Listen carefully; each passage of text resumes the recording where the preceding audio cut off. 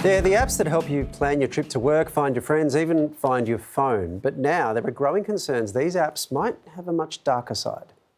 1 in 5 young Aussies are tracking their partner wherever they go. And while for many the motivations are innocent, that's not always the case. As these attitudes and behaviours are being normalised, digital care turns into digital control. Australia's e-Safety Commissioner revealing popular location sharing apps like Life 360, Apple Maps and Find My iPhone are increasingly linked to dangerous, coercive control behaviours. Predators could take a perfectly beneficial technology, exploit it and weaponize it to tether a person to a relationship. 23% of young Aussies now expect to know their partner's passwords. 19% want their partner constantly available on calls, texts and video chats.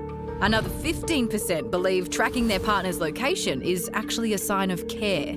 Research shows apps previously used by parents to safely monitor their children are now normalising the behaviour that leads to domestic violence. Parents want to protect their children. We cannot minimise the risks of this normalisation of location sharing apps. In 2023, 21-year-old Lily James was murdered after her killer tracked her location through the Maps function of Snapchat. Her murderer had been tracking her through Snap Maps, but again, he had a pattern of predatory behaviour with technology and coercive control. Online stalking behaviour can precede physical stalking behaviour, and there are fatal outcomes as well when there is an escalation of abusive behaviour. And with an average household having almost 40 connected devices, young Aussies are more at risk than ever.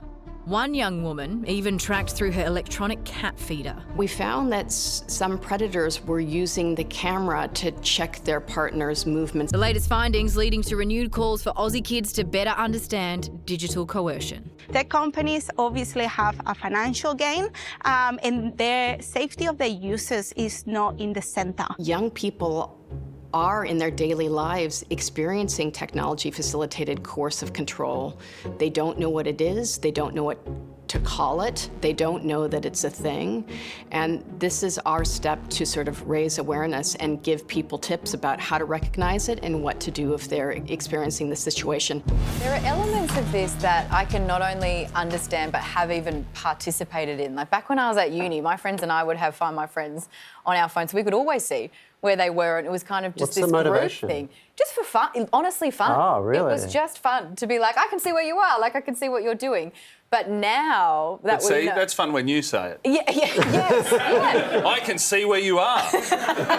I know what you're doing. Yeah, see? More but sinister. then with all these sinister undertones now, Yeah. and because the technology has got even more sophisticated and you can narrow down even further into that, it's actually quite terrifying. Yeah, there's a just dark how side much to all of access we've let in. No doubt. Yeah. If that story has raised any issues for you, by the way, support is available via the 1-800-RESPECT national helpline. So that number, 1-800-737-732.